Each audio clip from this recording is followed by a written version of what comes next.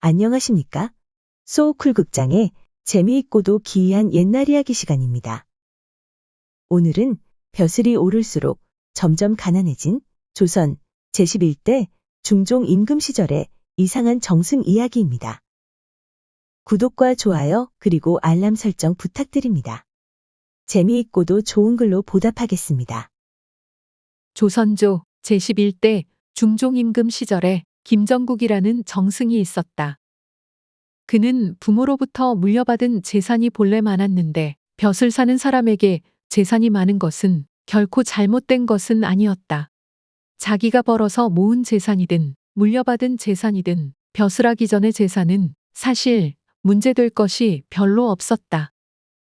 그러나 벼슬을 살면서 지나치게 재산이 느는 것은 문제가 된다. 간교한 방법으로 세금을 가혹하게 거두어들여 제 주머니에 넣거나 무리하게 백성의 재물을 빼앗은 것이 틀림없기 때문이다. 김정승은 평소에 말하곤 하였다. 선비가 벼슬길에 나아가면 깨끗해야 한다. 벼슬 살면서 분에 넘치게 재산을 늘리는 것은 허가받은 도둑의 짓이다.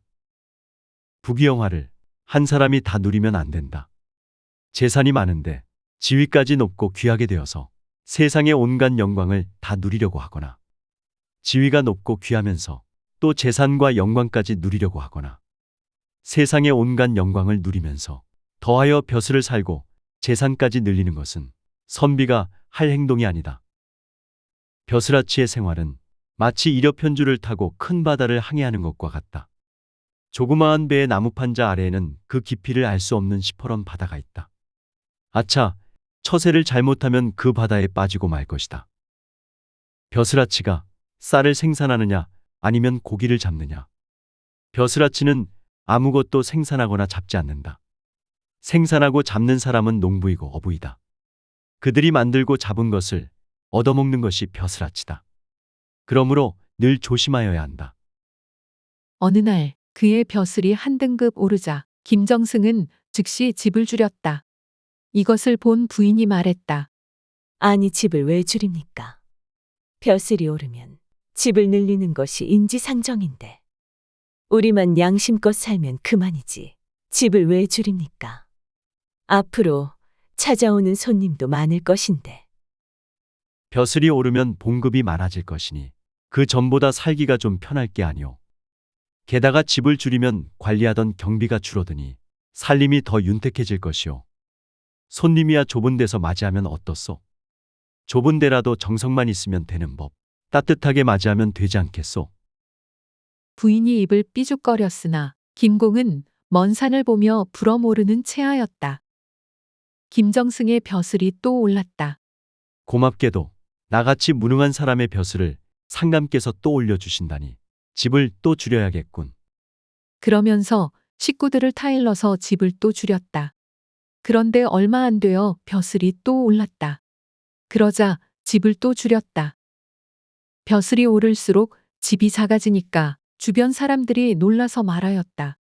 굳이 이렇게까지 하지 않아도 되는데 왜 고생을 사서 하십니까?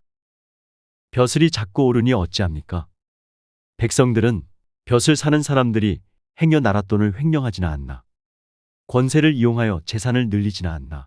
법의 테두리 안에서 있는 재산을 요령껏 불리지나 않나 하고 의심하게 마련입니다.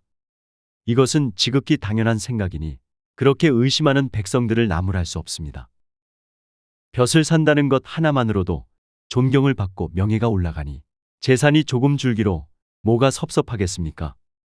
벼슬 얻고 명예 얻고 돈까지 얻는다면 이루 말할 수 없이 좋겠지만 그런 사람은 세상에 없습니다. 또 있어서도 안 됩니다. 그런 헛된 신기루에 빠져 허우적거리다 보면 어느새 나라와 백성을 위해 일하려던 젊은 시절의 꿈은 펴지도 못한 채 사라지고 자기도 모르게 파렴치한 몰입에나 간신배가 되어 만백성의 손가락질을 받게 됩니다. 소생은 그렇게 살기 싫습니다. 그래서 부귀영화 가운데 일찌감치 부와 영화를 포기하고 귀함을 선택했습니다. 재산을 늘리거나 내가 잘난 것을 세상에 드러내기보다 백성과 나라를 위해 살겠다는 내 소망이 무엇보다 소중하기 때문입니다. 벼슬아치는 처음부터 재물의 욕심이 없다는 것을 백성들에게 확실하게 보여주어야 합니다. 그래야 제대로 일을 할 수 있습니다. 김정국의 말을 듣고 있던 사람들은 가슴이 뭉클하여 더 이상 말을 하지 못하였다. 김정국이 이번에는 외직으로 나가 벼슬을 살게 되었다. 그러자 김공은 부인에게 색다른 제안을 했다.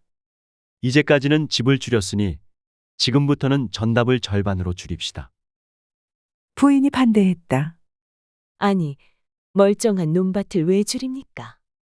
부인, 한양에서 벼슬 할 때는 사람들이 집이 호화로운가에 관심을 두고 지방에 나가 벼슬을 하면 논밭이 많은가에 관심을 두는 법이요.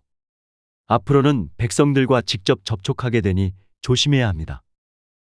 해도 너무하십니다. 논밭을 절반으로 줄이면 겨우 전답 두어 맞이기밖에 안 남는데 늙으면 우리는 무얼 먹고 삽니까? 그러자 김정국은 부인의 손을 잡고 등을 두드리며 위로하였다. 부인, 벼슬하는 남편과 함께 살자면 이런 고생도 하여야 하오. 설마 나라에서 우리를 굶기게 하겠소? 외직 벼슬이란 관찰사였다. 김정국이 취임하니까 수하들이 맛있는 음식을 장만하여 대접하였다. 차린 음식을 보고 관찰사가 호통을 쳤다. 우리가 농사를 짓느냐 소를 키우느냐. 이렇게 맛있고 좋은 음식이 밥상에 오르려면 얼마나 많은 사람이 고생하겠느냐.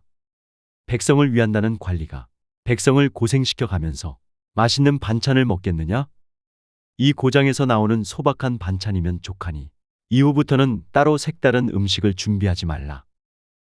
관찰사가 그러니 아래에 있는 원이나 현감 등도 사치하지 않고 음식도 요란하게 차리지 않았다. 그러자 자연히 백성들이 기뻐하였다. 윗물이 맑아야 아랫물이 맑다고. 꼭대기부터 청렴결백해야 아래 사람도 따라하지 않겠는가? 그래야만 백성들이 편안하게 살아가고 그러면 나라의 힘도 강해지고. 김정국 관찰사의 뜻은 이것이었다. 밥과 국과 김치와 된장, 그 밖에 반찬 한두 가지 더 보탠 것이 관찰사의 밥상이었다. 그래도 관찰사는 건강하기만 하였다. 이제까지 관리들에게 매를 맞아가면서 재물을 빼앗기고 곡식을 바쳐야 했던 백성들은 관찰사가 오래오래 머물기를 기원하였다. 어느덧 세월이 가서 관찰사가 그 고장을 떠나게 되었다. 관찰사가 떠날 때 보니 재산이라곤 2억1짜리 집, 논밭 2어 맞이기, 책 1실ong, 겨울 소못과 여름 배옷 각각 2벌, 그리고 검은 고와 타고 다니던 나귀가 전부였다. 이상의 재산을 보면 너무하지 않나 싶지만 관찰사 부부는 만족하였다. 중마고 친구가 어느 날 김정국에게 말하였다. 자네가 청렴결백하게 벼슬하는 것은 좋으나 가족의 고생이 말이 아니군.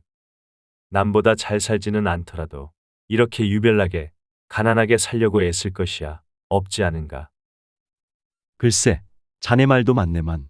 이렇게 하지 않으면 내 벼슬길이 사라지는데 어떡하나. 나는 벼슬이 좋아서 재물 욕심을 버렸다네. 그러면서 말했다. 친구여, 잘 먹고 잘 살면 백성이 눈에 밟혀서 어찌 벼슬을 살 수 있겠는가? 이 방을 보게나 우리 부부가 눕고도 몇 뼘의 여유가 있다네.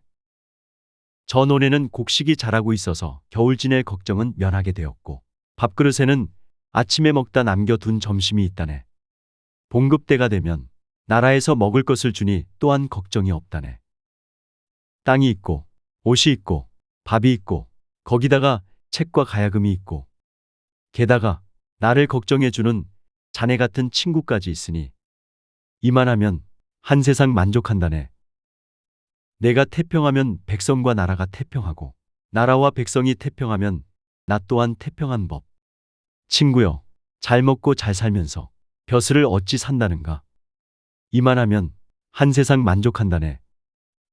김정국은 평생 나라를 위하여 큰일을 한 것은 물론이고 깨끗한 정치가로서 역사에 길이길이 빛나는 인물로 남았다. 들어주셔서 고맙습니다. 참고 문헌 및 자료 출처 소개해 올리겠습니다.